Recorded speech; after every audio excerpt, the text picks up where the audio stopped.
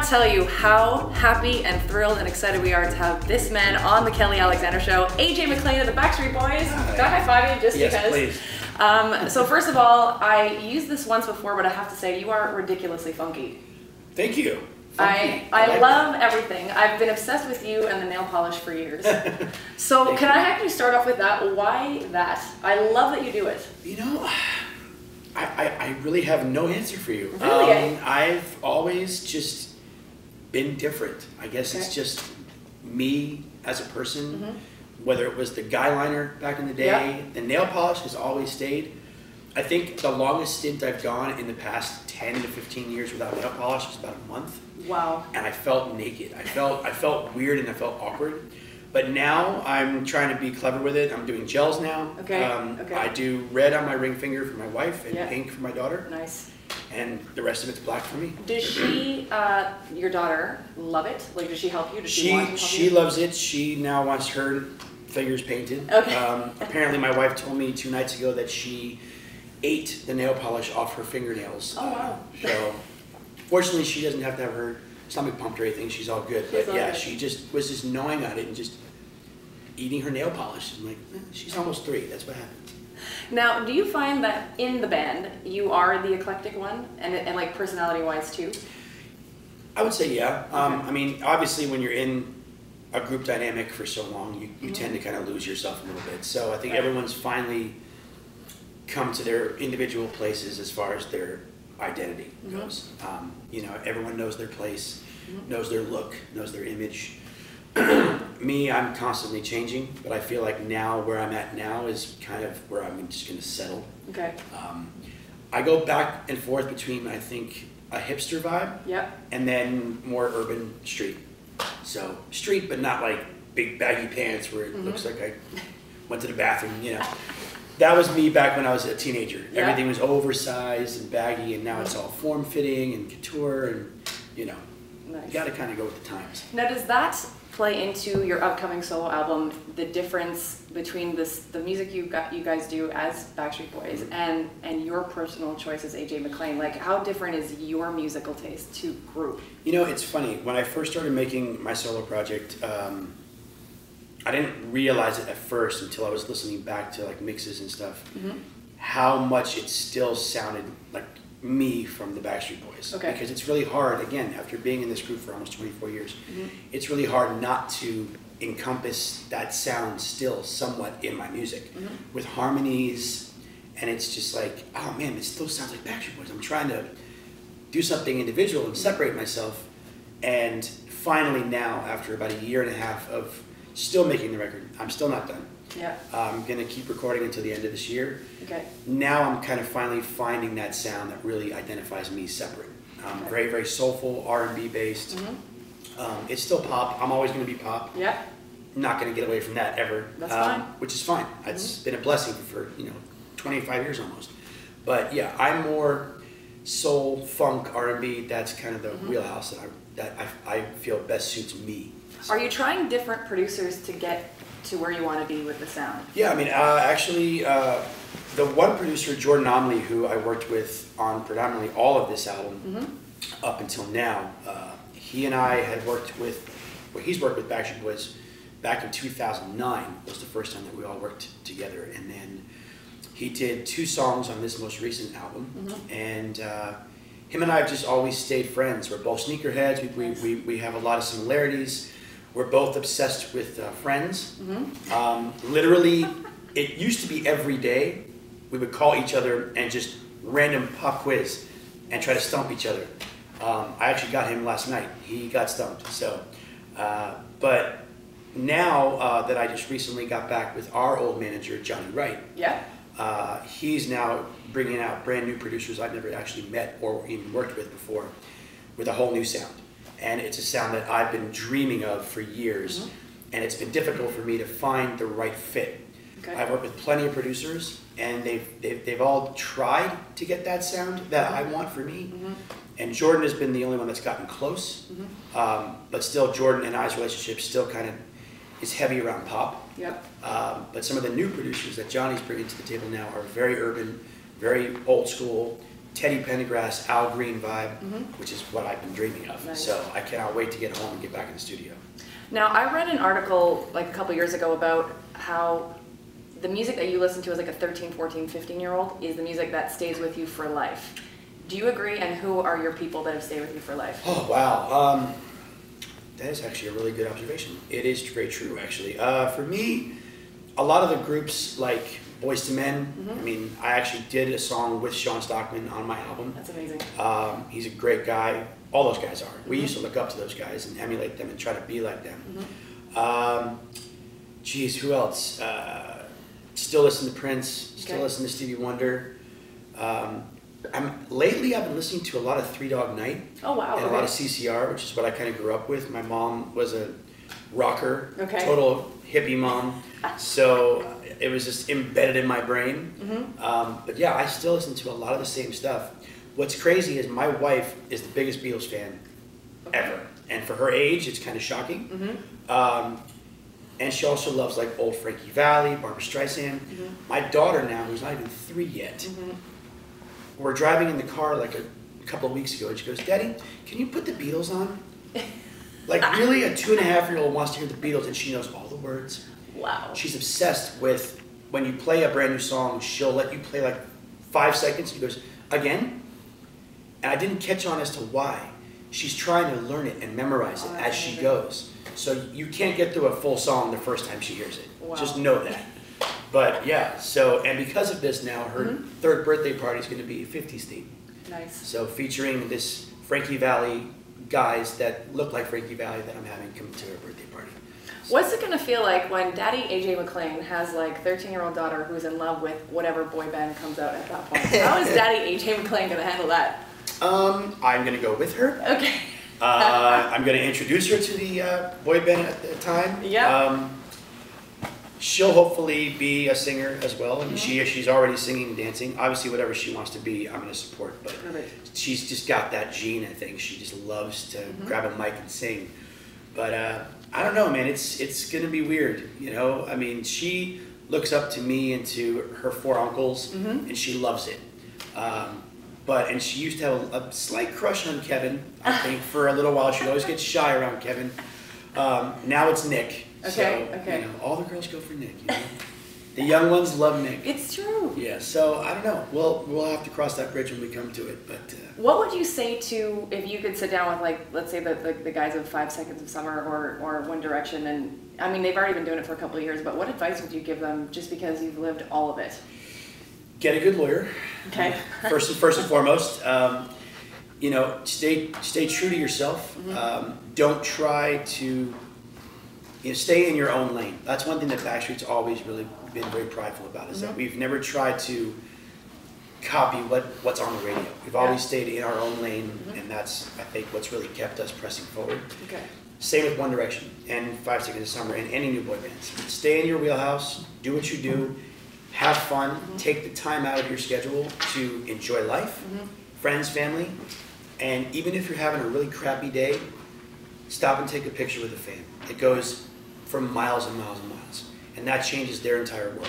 So even if you're not feeling it that day, just stop, take a picture, shake some hands, give some hugs. It's worth it. Once in an interview with me said that the hardest part of being in a band is being in a band. How do you feel about that? You know, now, it's funny, when I first tried to do a solo project back in 2005, and I did, and it was only released in Southeast Asia. Sadly, the album I thought was fantastic. It never had a real chance to really get off its feet. But, you know, I feel like when you're in a group, you tend to lose yourself. Right. So, but the upside about being in my group is we're all very compassionate. We're all very understanding and patient with one another. We want each other to succeed as individuals in whatever that is, acting, singing, dancing, theater. You know, we don't want to hold each other back. So there are certain groups that won't let members go off and do their own thing, or they break up, or you know somebody leaves. But with us, I think because we're family, because we're so tight knit, I don't see it as being an issue with us. Talk to us about your foundation, Live Together, because I've watched some stuff online on YouTube. I watched where you went to the high school and did the band room and all that stuff. You seem so content and at peace with yourself doing this. Like, why is that, and how did it come to you? Because you don't need to do any of this, and you are, which is great. You know, when you're in the limelight and you are a celebrity, you have a certain responsibility, I feel, in my opinion. And you're kind of put up on this pedestal. And you've been given so many blessings. I have a roof over my head, food on the table. I have a beautiful life. And I attribute all that to the music, my success, to the fans, the loyal fans. But at the end of the day, what can I do to reciprocate? How can I give back? And once Jordan and I started this foundation, we knew right from the start that this was going to be something bigger than we could even dream. It's for the people, by the people. We asked local communities, how can we help? And with the high school, with Marshall Fundamental High School, it just kind of landed in our lap. Second day of shooting the video, that they had been, $35,000 worth of musical instruments have been stolen. And their band room, as most band rooms in high schools, they look like crap. Yes. So we actually had all the fans that were in my video paid $25 towards the foundation to be in the video. We raised about $8,000. And then I matched that personally. We went back to Marshall. We got all the instruments back and gutted the entire music room. I was on my hands and knees putting in flooring, painting, pardon me. And when we got to see these kids' faces when they walked in that room, it was just, I can't even explain it. Like, there were tears, there was laughter. Last thing I said before I left, I said, keep the room clean. We spent 3 hard-earned weekends on this room. Don't mess it up. And the kids were laughing, and they were just so appreciative. Can you talk to us about the fact that you've probably met every celebrity on the planet? They've met you. A few. They've met you. Some that I wish I would have met. Which artist who has come to you, or even maybe just social media messaged you, like tweeted you or whatever, that it has meant the most, that they love what you do? Wow. Because I'm sure you have a lot of... It kind of ranges from my wife from another life, Miss Kathy Griffin. Nice. That's what she calls herself, my wife from another life. She's just amazing. Like, she always makes fun, and she loves her boy bands. She loves her gays. She's fantastic. Her and I are like two in the same. But when you really get her like one-on-one, she's just so down to earth, and she's so appreciative, and she just loves the music, and she's a fan of music. Actually, being on tour with New Kids was a blast. I grew up listening to those guys. Nice. So to be on tour with them and like be down below the stage changing and like listening and singing along to the right stuff, I'm like, yeah, this is awesome, and those guys are great. Since we did that tour, this will be the first year in almost 5 years that my family do not go to Joey Mac's house Christmas morning. Wow. We always went for the last 4 years to Joey's house, and he'd make waffles and bacon and eggs, and this year they're going to be back in Boston, sadly. So. Wow. But probably the biggest highlight for me was meeting Steven Tyler. I think that really changed the game for me.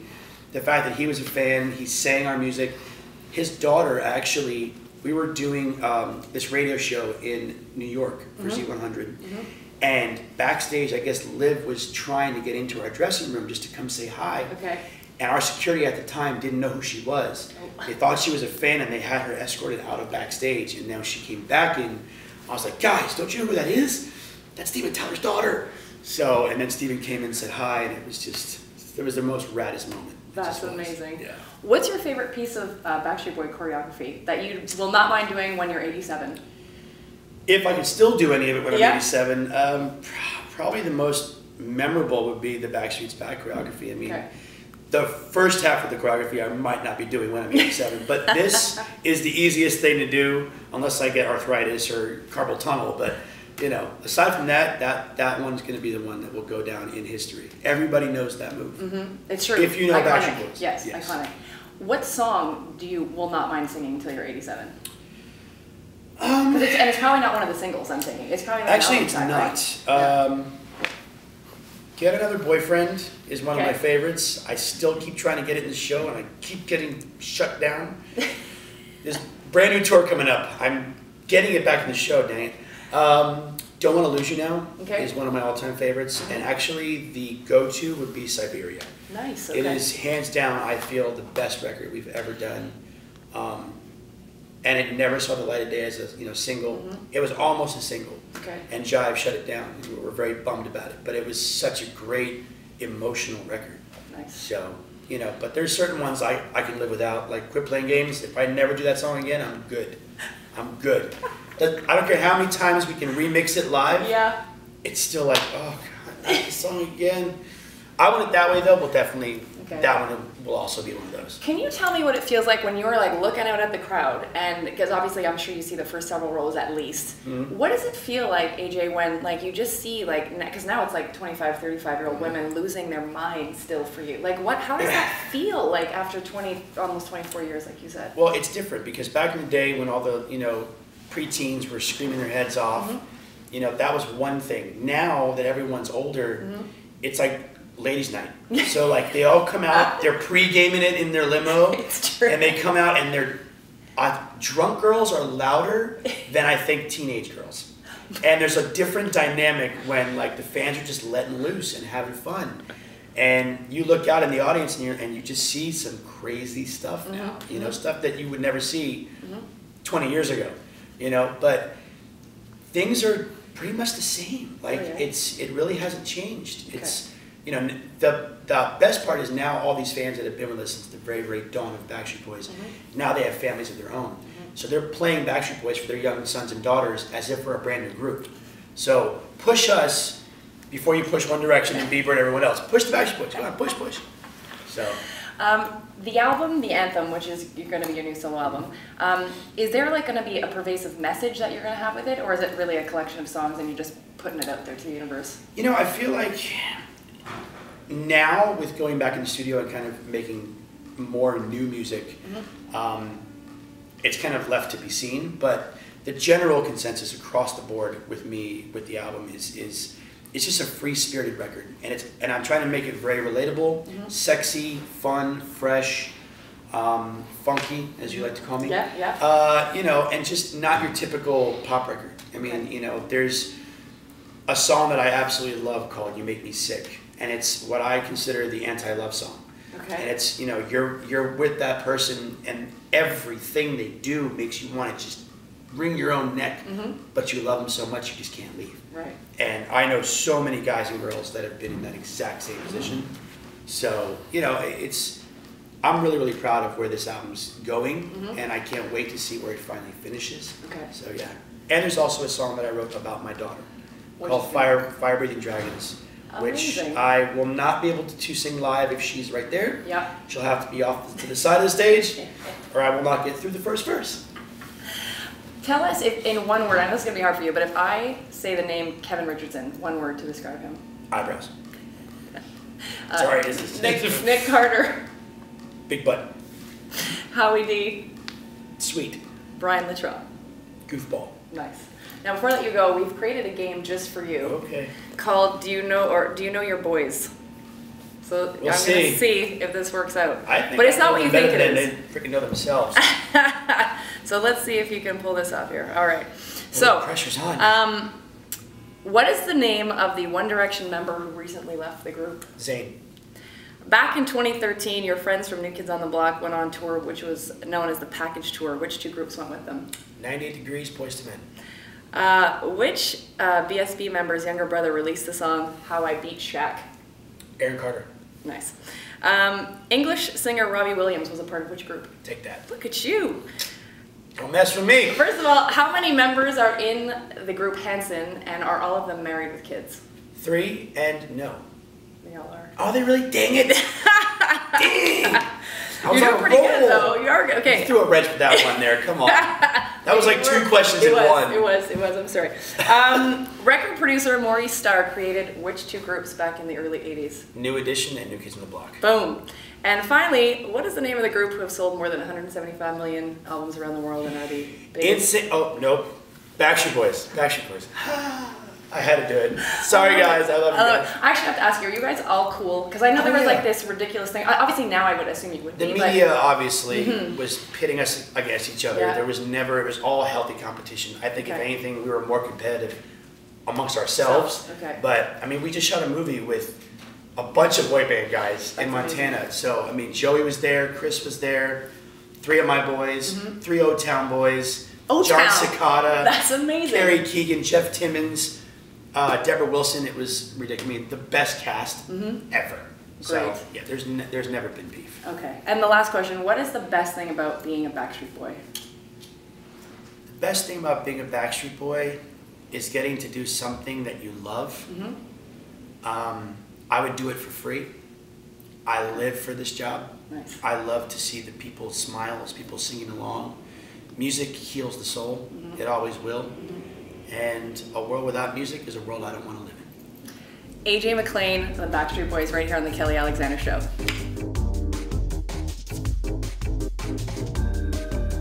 Thank you so much for taking the time to watch the video. We've got a lot more great content coming your way, so make sure to subscribe right here and check out all that's coming up on the Kelly Alexander Show.